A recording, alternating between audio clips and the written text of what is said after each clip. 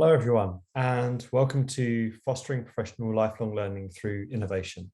This is a Times Higher Education webinar in partnership with Salesforce.org. My name is Alistair Lawrence. I'm the Special Projects Editor at THE, and I'll be chairing today's discussion. I'm delighted today to be joined by a panel of experts from academia and industry, who are Frederic Leclerc, who is Senior Manager of Higher Education Industry Solutions at Salesforce, Ania Ishkakava, who is Director of the Learning Innovation Unit at the IESE Business School in Barcelona, and Mary Mahoney, who is Director of Access and Lifelong Learning at the University of Wolverhampton and also at the Universities Association for Lifelong Learning.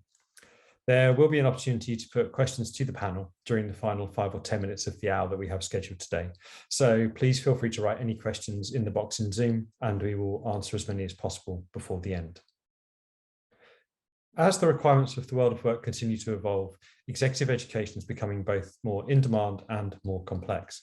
Today, we'll be exploring the importance of lifelong learning and the digital infrastructure that supports it. To begin, Fred will make a brief presentation outlining how Salesforce is helping to support and enable universities to address these strategic challenges. Fred, over to you. Thank you, Alistair.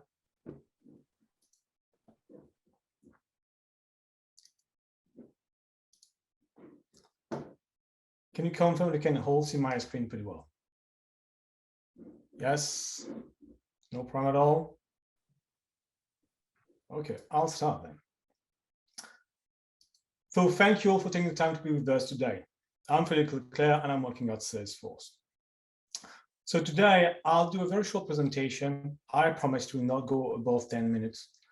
I'll present briefly what Salesforce is all about, and I'll put a bit of context just afterwards about online learning and lifelong learning in general. So without further ado, I'll start. So at Salesforce, we work with a wide range of customers in every industry, from retail to finance, including the education sector. Our goal is to help institutions of all types and sizes from all around the globe to successfully achieve their digital transformation with Education Cloud. To date, Salesforce supports more than 6,000 education institutions like yours to digitalize, and transform their businesses.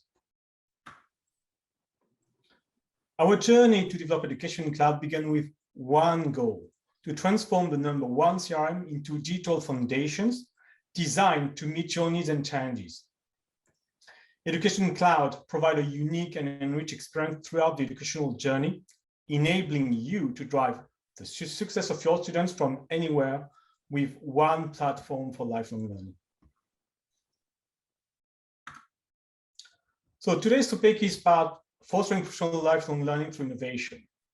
But first of all, I'm curious to know how many of you would have preferred to have this webinar delivered in person? How many of you prefer the convenience of attending this webinar online? And how many people do you think will not show up today as they prefer to listen to this recording later on? I think this can be transposed into teaching and learning and will soon, if not already, become a new normal. The question is your institution future ready to adapt to this change? This is what we're about to find out. My name is Frederic Leclerc. I'm a Senior Manager in Industry Solutions for Education here at Salesforce.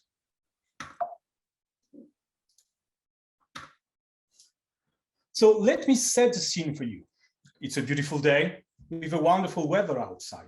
You are enjoying a nice and relaxing walk in the forest. This moment is all yours. Nice, isn't it?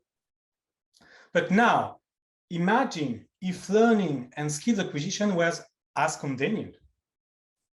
How amazing would it be to access your learning account online at your desk with your mobile device, and then complete courses module or even an entire degree program from the best providers anywhere in the world at your own pace. At different points in your learning journey, you will study entirely virtually, and at other points, you might opt for a more immersive, hands-on learning experience. I'm telling you, the future of learning is hybrid. But how does this translate in practice? There are many options and possibilities to support professional learners. We have certificates, micro-credentials, seminars, and a wealth of online content are all readily available already. The real challenge to prepare your institution to pivot and meet professional learners where they are is by offering learning options on relevant disciplines that are practical with the use of technology and enriched with social interaction and mentoring. As I said, the future of learning is hybrid. So before closing this presentation, I would like to share some key figures with you. Did you know that 75% of institutions last year were already planning to operate online? 80% of schools have already started to purchase additional technology to support students in their success and career. There is a striking number of 98% of universities that have already moved classes online since 2020 due to COVID. So, as I said before, the future of learning is definitely a hybrid. Now, I would like you to consider once again, is your institution future ready to adapt to this new normal? Without further ado, join me in welcoming our wonderful panelists for today's discussion. Over to you, Alistair.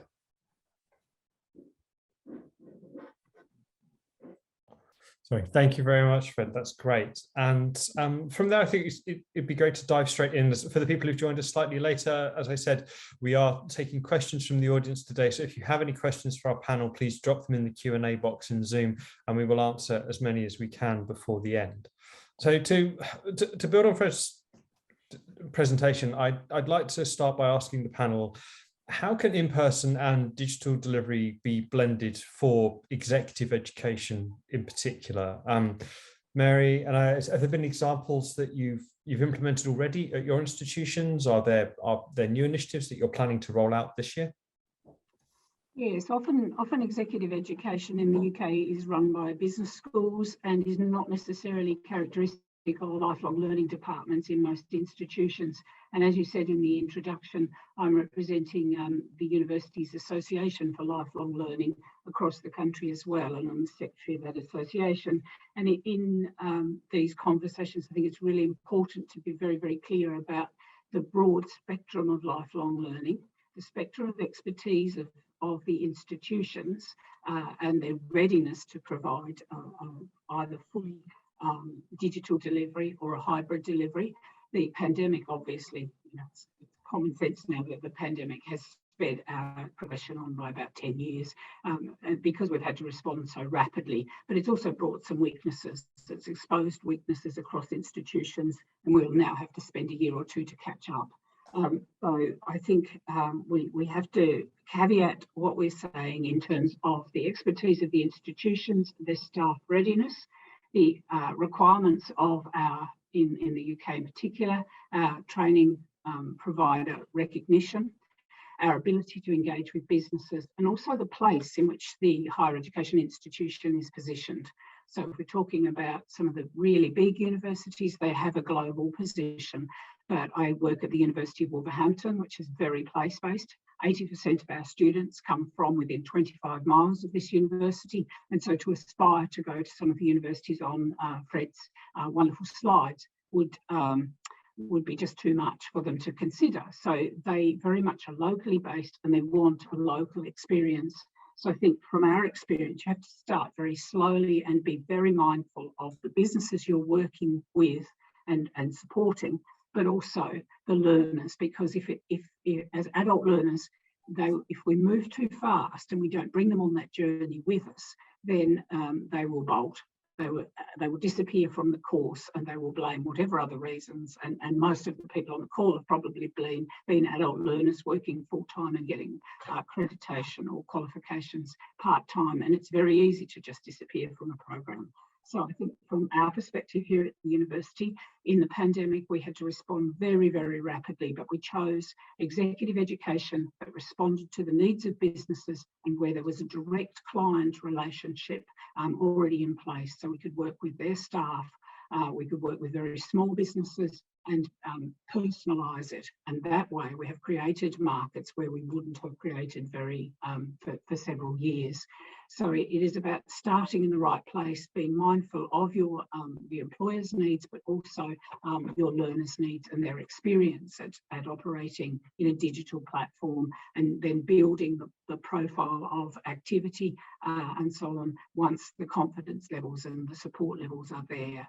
So I'm not sure if that answers your question, but within any country, there is going to be a spectrum of universities for whom this is the core business. They have large-scale clients, and then at the other end of the spectrum, you know, there are different types of learners, different kinds of programs that you're operating, and then you would be starting almost at the beginning, but with a cleverly planned strategy to achieve that. But in the context of the pandemic, there's nothing better, I think, than building your lifelong learning portfolio based on the needs of businesses, both in the crisis of the pandemic, but also now as we move into endemic stage and the impacts of hybrid employment and hybrid working and hybrid business running.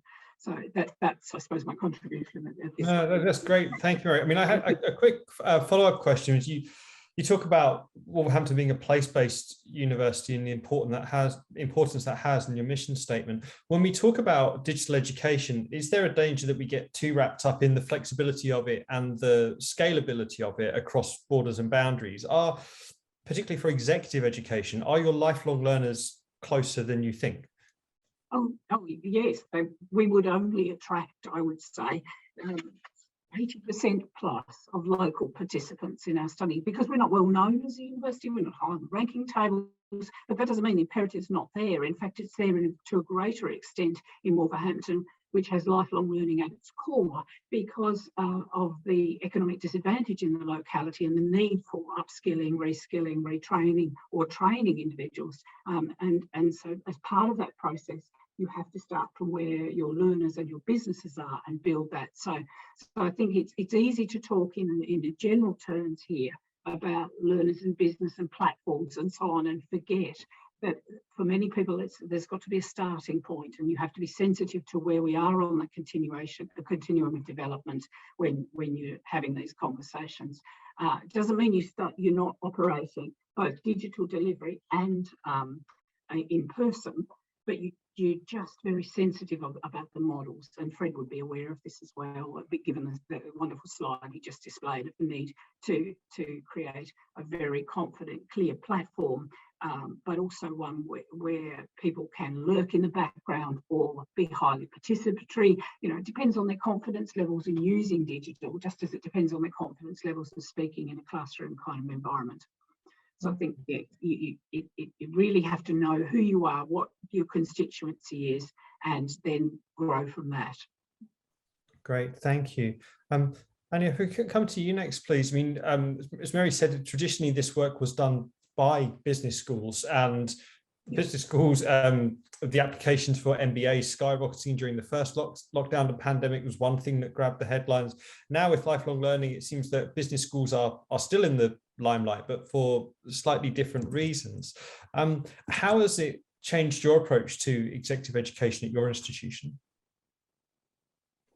In our case, I would say that we started blended learning design even before pandemic, so which allow us to create the infrastructure and capabilities in order to have this rapid response, as Mary mentioned, during the pandemic time.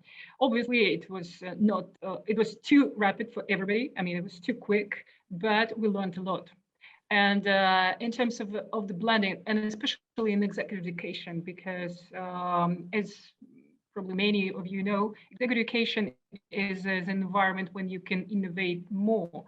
In terms of MBA programs, let's call them more rigid in terms of stackability. You know, you have a stack of courses that you need to deliver. It's a degree program. In terms of executive education, you have this freedom to experiment and to see what's the impact of learning. And coming back to the point of blended learning and the why before pandemic, I would say let's see on the blend itself as in a broader way, meaning that it just not just using technology because of the necessity of technology, but in terms of the learning outcomes and what we want to achieve and how we want to enhance learning, because in my opinion and the opinion of many professionals in this industry, through the technology, you can enhance the learning outcome. And in this case, what we normally decide, and not about the percentage of the digital part, online part, synchronous, asynchronous, and what will be those learning moments of the learning journey, the term that Fred also introduced at the beginning, that will serve to the better impact of the will lead to the employability, if you will, and to match basically the learning objectives of the design of the program, of the experience. So this was the most important shift that was reinforced by the pandemic, because we now nobody needs to prove it. And if before, even again, coming back to our industry, especially with the faculty, it was very difficult to defend that the impact of the online learning could be equal or sometimes even better or more higher rather than from the just face-to-face course. Now all these discussions obviously in existing. So because we have data from learners, we have our KPIs established, and we see the impact of the learning and especially of the blended format of it. Okay, and how has it been difficult to manage the cultural shift in that time? You said that for some faculty it was difficult to change the way they thought about their work. Yeah, at that time, I'm meaning like 5 years ago. Yes, it was difficult. So, and as usual, you're starting with the pioneers and some people, and you see the results, and then you need to promote through the advanced users, of technology and promoters of the digital or some online blended format. Nowadays, it's much easier. Okay, and the freedom that you mentioned having for executive education, has that manifested itself in terms of the length of the courses, the length of the units, the split between group work and individual work, a difference in the way things are being assessed, or is it all of those things? All of those things, and also by the nature of the programs, because with the programs like MBA, as I mentioned before, it's a degree program, so accredited through the specific institutions in every country. So you have to match this criteria, and probably if you can innovate, that will be smaller bits of the learning journey, rather than, I'm not talking about the platform. Yeah, of course, you can change the platform, you can use different tools, but in terms of the journey by the pieces of the learning moments, yeah, you need this number of hours, you need this number of assessments or these courses to be included. So that's the rigidity of the MBA program. But whereas in the executive education, you have this freedom for the curation of the material. Okay. And do you work with many professional bodies, and have they been modernizing in the same fashion, if so, in terms of their requirements? What do you mean by professional bodies? If there are, I mean, I know in the UK there are particular professional bodies that you might work with who are perhaps still insisting on in-person assessment rather than digital assessment, things like that.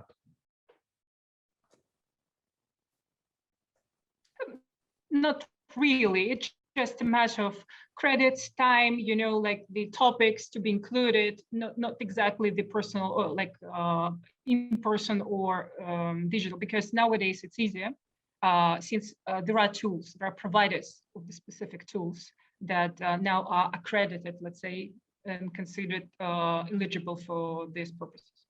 Okay, great. Thank you very much.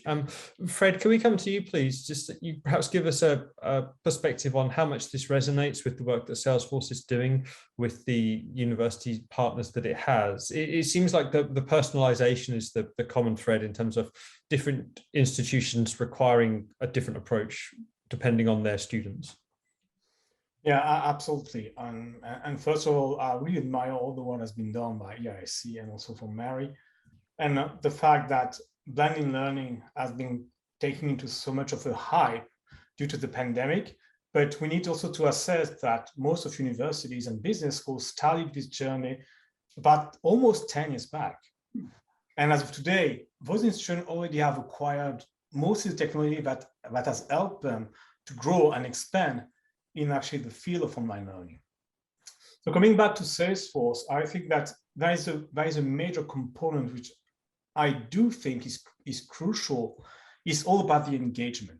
And all the work that Salesforce is doing is how we can bridge a gap between institutions and the learners mainly. And for that, I've actually shown that technology can help properly gather and collect data about your students, but also from your alumni, and merge that into a way to help you to further develop relationship with them and increase their engagement with those cohorts. When I see what has been happening over the last 2 years, I think that technology has demonstrated its maturity, robustness, and resilience. An institution has been able, and I'm amazed by that, to deliver their programs remotely without compromising much the quality of the teaching. My personal take on that one is that blended learning has already proven in its effectiveness and added value to support executive education for many years now. And on the other hand, technology has greatly played the role of a catalyst to accelerate the adoption of the technology. And we all need to remember that as you and I, we are all at work and we expect to be able to have access to learning which is flexible and adapted to our needs. And I think we need to avoid falling also into the rabbit hole of thinking that, yes, everything needs to move online, because there is also limitation with technology. And when it comes to broadband connection, when you go online, it's not always accessible to everyone. So we need to also understand that we need to embrace equity, diversity, but also increasing social interactions with learners spread across the globe. And I think in this way, Salesforce has done a tremendous job in developing a very strong structure and layer to help institutions to engage with their audience.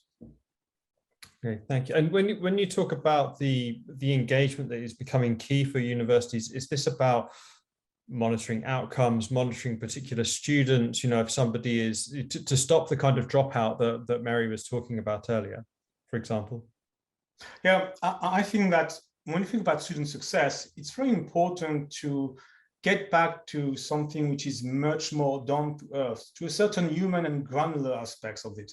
I think that doing marketing or engaging with people in an old way, that sending to the masses emails that you expect them to read or not, is no more what people are expecting to get. They want to have something which is much more personalized.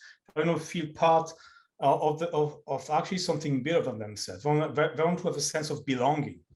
And I think this is where institutions can actually even further develop this engagement, because this is kind of a virtuous circle. It helps to create stronger bonds between learners, teachers, and institutions. And I think this sense of belonging, technology now is capable to help you ensure that you keep in touch with the right people and you ensure that you know them better than before. And as such, you can provide them with the right content, the right support to ensure their success. Thank you very much. Anya, would you like to go? I see you have your hand.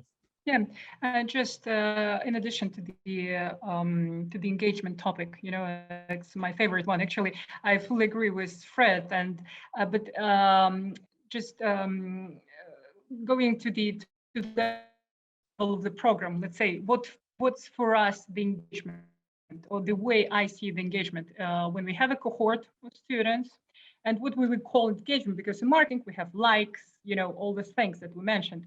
In terms of the program, for me, it's very easy. There are two things. People do what you ask them to do, and they do them on time. So in order to get this, what we normally do, it's just because especially online, it's tricky, since you need to connect, you need to be there. So somebody almost need to oblige you to connect and to follow the session. So how we can get to this point? Normally, in our cases, what we use is the whole facilitation process in order to support the engagement in different stages of the learning journey. So starting from and actually we use even the marketing stages as excitement, you know, then engagement, and then loyalty, you know, the marketing funnel, the same to the delivery of the programs.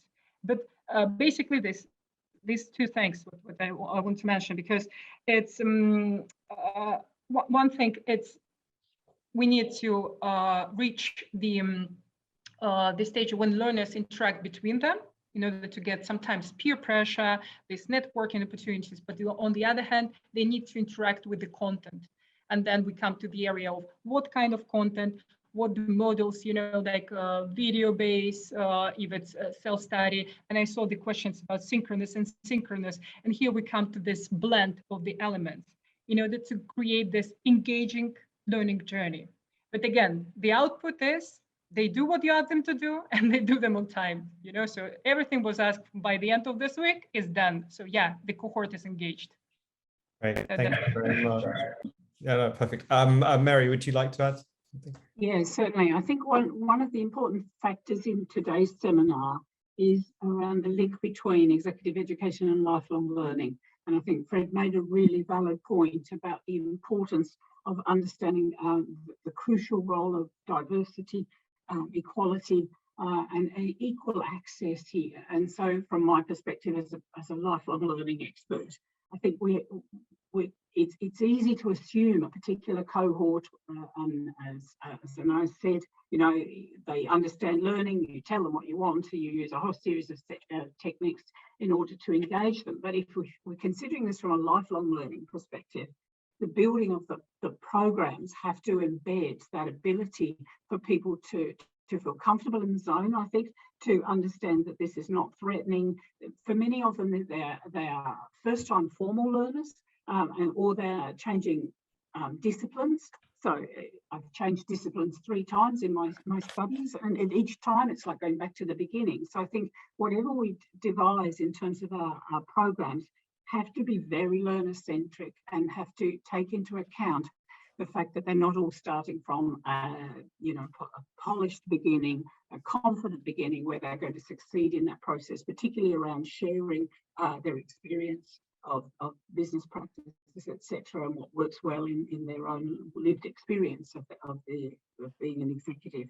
So I think one of the things from our experience of working using executive education to support local businesses through the pandemic was that we gave them the opportunity to speak, but it was quite didactic to start with, but so that they were very, very comfortable, and then created conversations between the particular learners. But what happened was they came to us with other problems. So by creating that safe space where everybody's equal and that we're not advantaging those who are the most confident, I think we're starting to demonstrate the lifelong learning bit. Because that's the crucial bit of accepting that all adults aren't equal, their access to resources isn't equal, and that their levels of support that they need in the construction of the program isn't equal. And certainly, my greatest experience around digital came from Australia. We were developing learning packages of this nature, 20 or 30 years ago because of the geographic spread of the population. So we had to think all of this through, and I think we take some of that for granted now. So my worry is that the lifelong learning element gets missed in a conversation about good quality or best practice in executive education. We have to think about the fact that for many businesses, they will fail unless we are able to accommodate their staff or the leaders' needs in our training programs. And we factored that in right from the beginning in the design, the assessment, the support, the delivery, even the learner support to get online, to have practical examples. So they don't know how to do it. They don't know how to put the hand up, etc., unless their business is already operating that way. So I think it's for me the blend of understanding lifelong learning against formal education, and then the formal requirements of our accrediting bodies as well as the professional sector bodies. So I'm not sure if that helps, but I just from my technical expertise, it's so easy to forget. And I had an example yesterday where we were trying to recruit students to a new centre of excellence in health and allied health, but also in health and social care. And someone said, well, we haven't got any course information. We've got QR readers, so just get them to put their phones up to the QR readers. One of my colleagues said, Well, that made a whole series of assumptions, didn't it? About confidence, about having the technology, about knowing how to deal with it, and then how to interact with it once you've registered with that QR reader.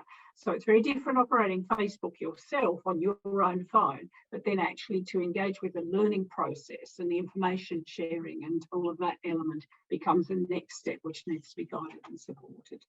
I think it's interesting that you flagged how interconnected it is, and also with executive education, we are talking about a learning cohort who may be already employed and going back to upskill within their jobs, or maybe have a number of years of experience in the workplace, which means that they will hopefully integrate very quickly compared to perhaps how graduates, first-time graduates might do it themselves.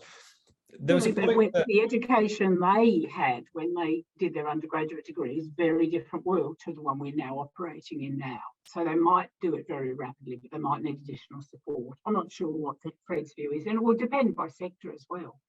Yeah, absolutely. I just wanted to pick your brain about one point that Anya made, which was about how through building learner communities online, and that almost the peer pressure or peer community aspect of it, depending who your peers are, I guess, you help build in some better communication, better engagement, perhaps better discipline within the learning community. How important do you think social interaction is alongside the shift to online, and what does it perhaps need to look like? We've had a couple of questions about this that I'll try and get to all of them for the end, but people are asking, what is the almost optimal amount to perhaps have your students come in, have them meet each other face to face, or have them spend time with each other to the point where they're not just another name in a Zoom room, or another name on an email or a WhatsApp group or another platform. Have you done any monitoring around sort of how the social interactions have changed with the shift to online, and has there been anything in particular that you found to be effective? That's a question to me, right? Yes, yeah, please. Yeah. Oh, I haven't heard if you mention my name. So yeah, we had a lot of, I would say we have already the list of these possible activities that suits either online, blended, face-to-face programs, because every program can start, and usually we start them with the kind of onboarding weeks. Well, during this onboarding weeks, either it's face-to-face program or online, when you receive the access to your platform. No? So what we ask participants, and it's very easy thing, very easy step, to present themselves, introduce themselves to the cohort. The way you can introduce yourself, let's imagine the face-to-face program. So you're coming to class, you have your 30 seconds or 1 minute of glory when you explain who you are. Do you think the rest of the peers will remember anything from the 30, 40 people telling about their lives? Whereas in the online world, when you do this onboarding sessions, weeks online, you can present yourself through the video, through the specific questions, funny facts about you, even joke, showing the window view from your office, like you build this community.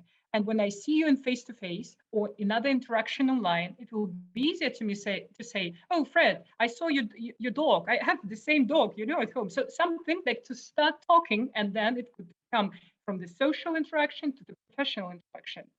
And even with the professional interaction, there is another element of this when you can create just group-based, team-based assignments and make them work together. I think in terms of the social networking, just to add somebody else to LinkedIn, it's okay. But if you know this person, how he or she works, deliver the thanks, organize his or her work, it's much deeper. So in terms of I know Fred, I know Alistair, I know Mary, because we work together. We did something together. So I think it's a different level. We can reach this different level, but again, through the design of this learning moments, elements of the learning journey. Okay, great, thank you. Fred, to that point, can you tell us a little bit about how Salesforce's platform supports perhaps not just the interaction between learners socially, but the interaction between learners and their tutors so that they feel like they're not losing out on the connection with their teachers on campus? Yeah, absolutely. So Salesforce has developed a wide range of products and solutions, especially to support students, either on campus or remote students. And we think that, as actually it has been mentioned by Anya, there's a huge importance of keeping interactions between people. Man by definition is a social animal. So we need to have this level of interactions to try and overcome challenges, to exchange ideas, a point of view. It's very important to all of us. So we have to make sure we can build those connections between students, tutor, mentors, advisors, and between them too. And I think that Salesforce has developed technology to ensure you can do a proper follow-up of your students. And by such way, it can be like through community portal, you can have access to people to chat, you can build your own schedule, or actually require an appointment directly online, or you can gain access to the people directly. And the idea is to capitalize on whatever exchange or interactions this person has with the teachers, with their peers, with advisors within the system. So when the person comes back, you have a full view of who he is, what he has done, where he is, and you can help him and support him the best way along the way. Thank you. And to that point, I'd like to ask perhaps Mary or Anya, how can institutions implement sustainable digital platforms to support student success over the long term? I mean, are there particular criteria that you look at now when you see, okay, well, in order to keep our teaching and learning online, the platform has to do these things particularly well? You're smiling. I don't know if is it a difficult conversation to have, or do you know the answer already? I'm smiling, and I'm sure that the half of the audience, especially coming from this sector, will be smiling as well, because there is no the ideal platform doesn't exist. So there is no ideal platform, and normally you need to use several. However, we know that being customer-centric, it's better to have one entry point, have everything in one bucket to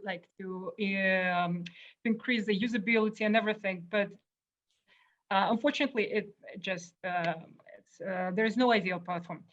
But as I said, it's one of the functionalities to be user-friendly. So I have it on my phone and flexible, I mean, in all devices, so omnipresent from one end. But on the other hand, it's at least functional, to be functional, and probably even stackable, because nowadays when we talk to, and especially we have very kind of good relationship with our IT department from innovation and IT, we have a good alliance. When we talk about the platforms, yeah, we know that obviously we will need to look for the solutions. So what we looking now, it's for the integration between solutions. So to be able, nowadays, nobody is buying a platform, acquiring a platform for the whole life. This, I mean, like, obviously you're changing because your donor persona is changing. I mean, that's logical, but creating the ecosystem that can be with the different elements that could be integrated in future, that's, I think now it's our objective. Okay, great. Thank you very much. Mary, to your point earlier about dealing with executive learners who have different levels of IT skill and familiarity, depending on when they were educated or what type of job they have. Is this something that you take into consideration when you're deciding what platforms you are going to ask them to use? I mean, do you need to have extra training to make sure everyone has sort of a floor standard of understanding of what you're going to be, how you're going to be teaching them online? Yes, absolutely. And ongoing professional development as well for the staff, because again, they're all in different spaces as well. And for this particular topic, I think it's important also to talk to others who've been doing this for a long time. So I did reach out to Professor John Butcher of the Open University to see what his view was on the kind of role of social interactions, because he's been delivering on these platforms for decades, really, and he feels that it's absolutely crucial, as Fred and I've just said. It's absolutely crucial, but it has to be developed right from the front end, so that when a learner enters the learning space, that digital the interaction element is core in that entry point as well, and that it's also got to be okay, I think, for the students to go off and create their own groups. So from the Open University's perspective, they encourage the use of Facebook groups or WhatsApp groups of smaller conversations about the assessed work, where they can do peer support, peer mentoring, etc.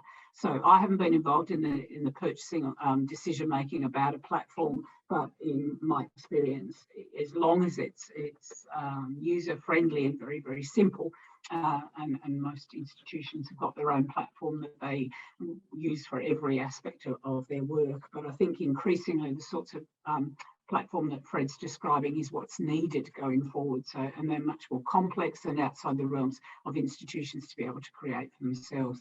So I think the Open University uses FutureLearn. It's created its own platforms, etc., to do that and to run MOOCs, and they are vital, and the lessons they've learned from that are absolutely vital. But John, again, reiterated the same point I have, that you'll have different types of experience, some who are very, very confident in sharing straight off.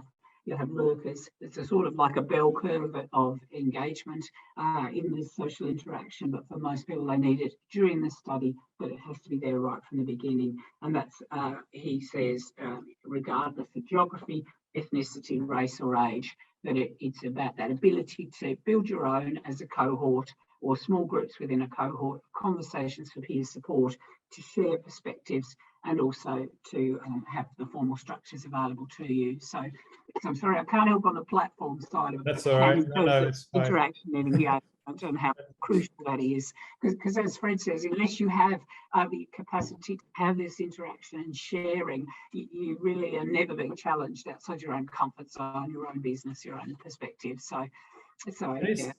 To your point about students sort of organically deciding, what the best platforms are going to be for them, be it WhatsApp, be it Facebook. I mean, presumably these are lines that are drawn partly along, age, backgrounds, level of IT literacy. At a time when everybody's very concerned about data security and, benchmarking and getting the right metrics, is there something to be said for universities was letting go at certain points and letting the organic learning happen? I heard one senior leader who I interviewed last year said they went to great care and expense to set up learning, chat groups for people to use on their VLE, only for their student body to turn around and basically set up a Discord server instead and do it somewhere completely elsewhere that they couldn't monitor, and they just had to accept it. I mean, is that, you kind of have to... And that was John's reaction. Yes, John said exactly the same. He said, but they do say to them, just be careful what you are sharing in that space. You must be very, very careful, and also to respect the academic content of what's being delivered. These, if you're taking it offline and you're doing it as a peer support network, then do it for just that purpose. But anything more formal needs to stay on our platform. Yeah.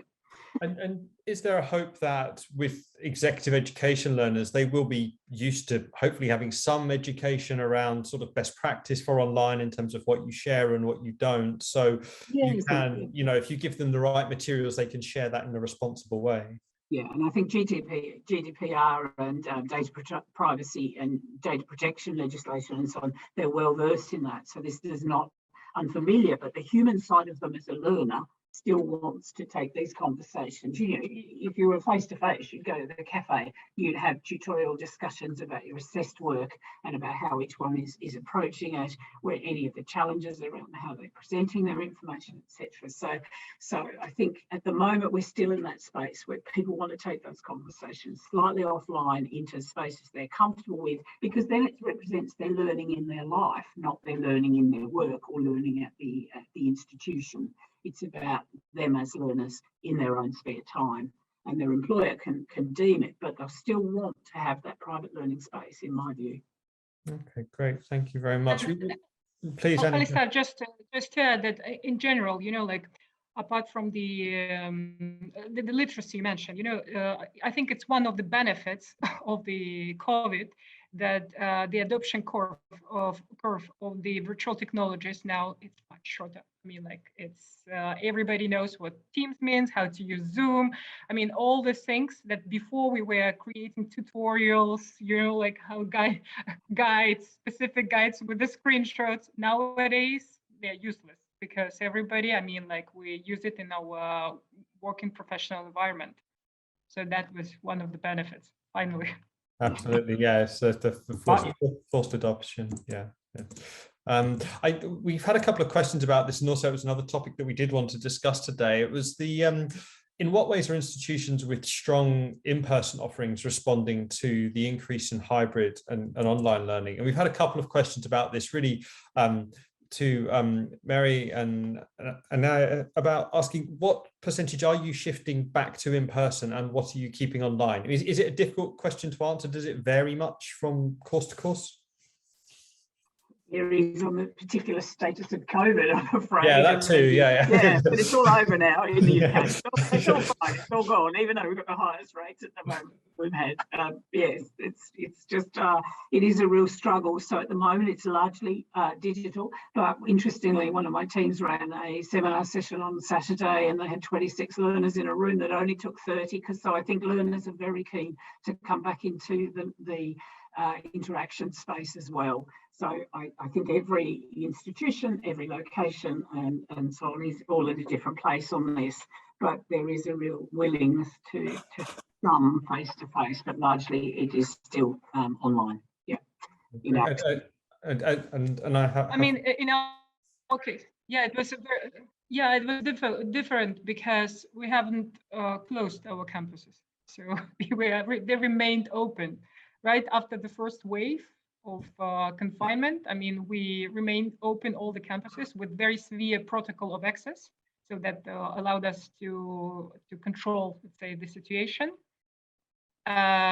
We did use hybrid learning, and in this case, I would to be kind of purist in terms of the use of the terms, because one thing it's a blended when we blend different methodologies, and hybrid, what we usually call hybrid, is when we combine remote students and face-to-face students in the same classroom. So we call it hybrid learning, which requires, I mean, especially for the instructor, for the faculty member, you know, these are different dynamics. Apart from the technical setup, when you need to kind of to create this environment when everybody is present, even remote and face-to-face students. But the dynamics of these two learning processes are different, and the faculty member have to be able to manage both at the same time.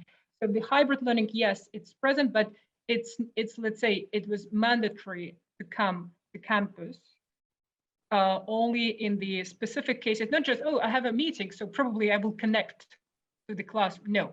So if you have any, I don't know, health issue, something specific, in these cases, it was allowed to be connected to the class. But in general, so in terms of the percentage, it just allowed it to make our portfolio of programs broader. So we launched new programs in a blended format, but remaining with the same percentage of face-to-face. Yeah. Okay, and were these the new programs that you launched? Were they ones that you anticipated launching? Did you bring them forward from an earlier planning date, or was it done very much in response to the restrictions? The online programs, purely online and polysynchronous. Polysynchronous, it's another term because I saw that synchronous is synchronous, but so let's try the polysynchronous term now. No, so these were launched before pandemic, but during pandemic, and I think that was kind of a common response of all institutions, of all universities and business schools. We launched live online programs. Live online meaning when the classes, face-to-face classes, were just delivered in the online synchronous format, just the same classes in the online. That was an immediate response to the pandemic, which is now, I think, is under consideration because, I mean, since we have students in classroom, and since if you really want to create a seamless journey, online journey, just switching it on and streaming online, it's not enough. I mean, we need to create a lot of, online learning requires a thoughtful approach in terms of interactions, in terms of outcomes, all these elements, and not just switching on camera, and okay, I deliver my class, my session, my lecture, my conference online. No, it's not enough, obviously. Okay, great. Thank you. Fred, if I can bring you in, we've had a few questions as we move into the final 10 minutes, and there's a couple here that are, I think perhaps you can offer some insights into. The first one's a fairly straightforward one. Somebody asked if Salesforce integrates directly with universities' virtual learning environments or learning management systems. We heard earlier about the ideal platform does not exist, sadly. So I mean, how do you integrate with other platforms that universities use? That's a very good question. I think that when it comes back to the idea of the platform, I tend to agree with both Maria and Anya in there. You can have community platforms, forums, knowledge database, social media, and training, and all that doesn't make you successful with your students. Usually it takes many different forms and can vary from one institution to another. So it's much more having a long-term strategy, and it is needed to succeed. I'll say, let me rephrase that. Having a holistic strategy for your success depends on various actually factors. And I think that Salesforce as a platform is mainly meant to be something which is a digital foundation. And we do not offer, as per se, I would say, lifelong learning capabilities, because that's not what we are aiming to do. But mostly Salesforce has developed a wide range of ways to integrate those platforms, because we think it's super important. So it means that, yes, we can integrate system with Canvas, for instance. If you have an LMS, we can also blend with other systems that you want to use and explore, or would like to integrate some of the data feed that you have and own into Salesforce. And this is what Salesforce is strong about. It's about the capacity to interconnect with your ecosystems and ensure that you can centralize the data into one single platform to help you actually achieve student success. Okay, great, thank you. And another question we had, which was about how to utilize AI and adaptive learning tools in order to make the most of digital capabilities. I'm aware that Salesforce does have some AI elements to its education cloud and some of its other platforms that it provides. Has there been an increase or an expansion in the use of this in the past couple of years? Yeah, I would say mostly to support student success more than in creating more engagement through blending learning. It's having the capability to explore and use AIs and machine learning to help you better understand who is your audience and how you can work towards a goal with your students. And I think that's an important aspect. The goal of data is no more like we used to have a big ERP that stores data for the sake of having the ability to run proper your operations, but mostly having data serving the purpose of your institution to actually grow and expand. And in such way, with AI such as Einstein, you have now the capability to actually identify trends and ensure that you can leverage the data in such a way that you can expand or explore new ways of approaching your learning and teaching. As one Pro-Vice Chancellor put it, I don't necessarily want data, I want information. And is that what you're saying? Is that you need to find out the data that will give you the insights into the trends that will help you increase your student success, reduce your dropout rates, provide support for staff who are being asked to use Salesforce and other platforms? This is exactly that. The purpose of data is not to just have massive Excel sheets or fancy dashboards, but mostly data that are capable to tell you a story. And I think this is what any digital platform needs to be able to achieve and provide to institutions, having a story to tell based on the data that you have collected. But this is to be seamless. It's not like you are going to try to convert those data into something which is meaningful to you. The information comes to you in a proper way, in a seamless manner. And is this what goes into building the dashboard so that anyone can look at the information and not need you to explain it to them? Yeah, that's the idea. Okay, great. Thank you very much. Are there particular metrics that people are concentrating on now, do you think, or are there things that are, you're being asked to supply? Is it mainly around sort of tools to help with student success, or are there other metrics that people are interested in? Perhaps when we think of executive education, is it to do with the possibility of alumni engagement and seeing where your students are going and seeing how that can create a different type of bond with your students? From a Mary? lifelong, yeah, from a Yeah, lifelong go ahead. learning, Yeah. from a lifelong learning perspective across Europe in particular, but also in the UK, the rise of micro-credentials is a new phenomenon. So in addition to the innovation of CPD and formal delivered programs, accredited learning packages, either professionally or institutionally, micro-credentials are the new currency, and there's a big piece of work occurring across Europe, and I, I'm so sorry. Okay. Oh, the fire alarm. Fire alarm. Oh, okay, that's all right.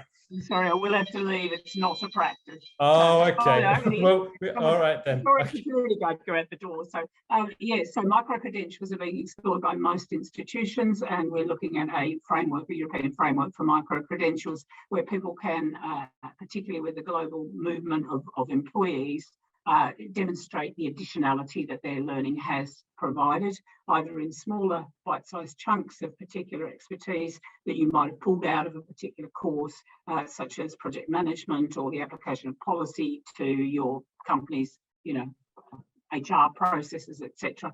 So micro-credentials is the important thing, and I think the other element is the accreditation of prior learning, and that learning, the way in which we can use credit descriptors for formal recognition of work-based experience. So that's also a trend, I think, because people have had to work very, very differently. They've got some brilliant examples of the way they've had to rise to the occasion, and then employers are looking for that additionality.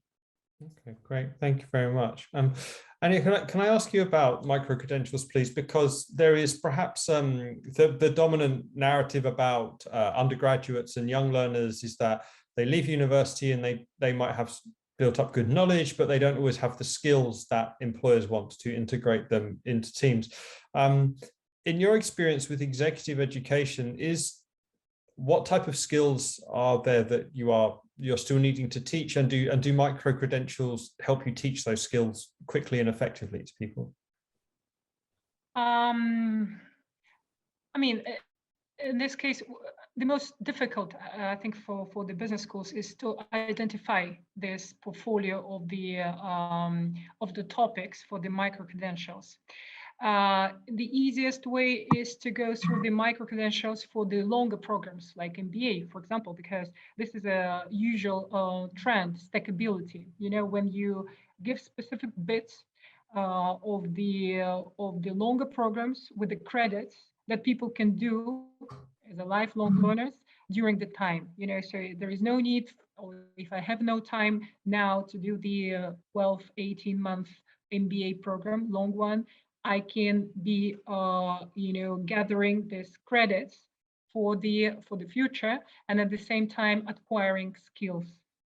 So as for the executive education, I think it's and talking now from the even business school point of view, it's a good approach for us to start with micro-credentials in terms of electives. First of all, to reach broader audiences, because that sometimes for the it's also the economical barrier that you cannot allow. Sometimes learning it's not affordable.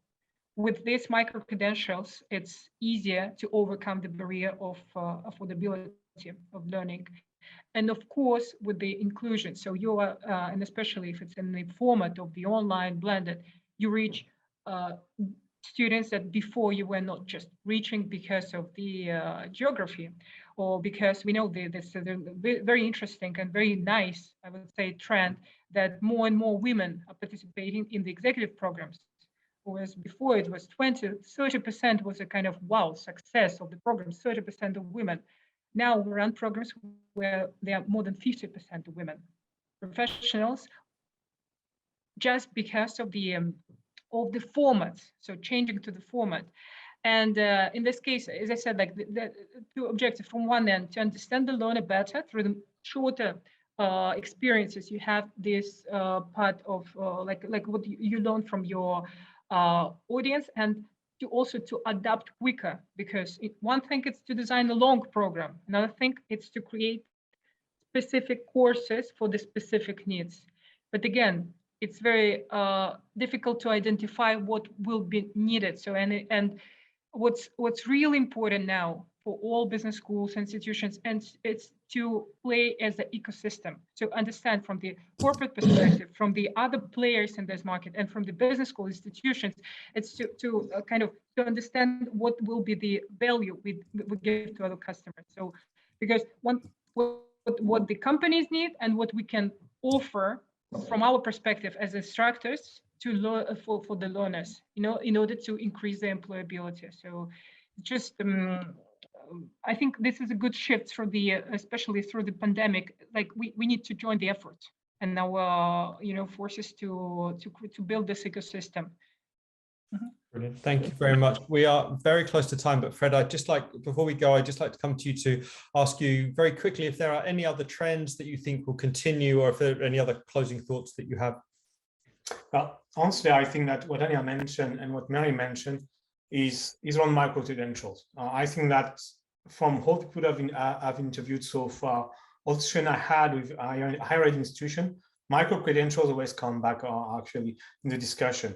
And it also includes like stackable certificates and credentials. So and also a lot of students are exploring, as Anya mentioned, having like an MBA, but also being capable to stack micro credentials on top of that. So you are preparing yourself for a specific set of jobs that you would like to achieve through your learning. So you might want to take an MBA, but out of that, that some key skills that you need to actually acquire can be achieved through micro credentials or getting a certificate. And I think that we can. I will not say it's blended learning. It's more like enhanced learning. Is how you can do some a la carte learning, and it comes back to flexible learning. But I think that that's something that even students are looking after more and more, to have something more practical on top of a real degree program. And I don't think that degree program will disappear, definitely not. But they will be complemented with much more specific skills and credentials that you can acquire through institutions. Perfect. And this is lifelong learning innovation. Yes. There we go. Got there in the end. Right. I'm afraid we're going to have to draw things to a close there because that's all we have time for, I'm afraid. I would like to thank everyone on the panel for joining us and everyone in the audience for being here too. Apologies we didn't get to answer all of your questions, but hopefully we were able to answer enough of them to help improve your understanding around this subject. Everyone who's registered for this event will receive the full on-demand version of this webinar as a video recording, which will be hosted on the THE website, along with a summary article of its key findings for those of you who would like to revisit this content or share it with anyone. Thank you again for taking part. We look forward to seeing you at future THE events. So until next time, thank you all and goodbye.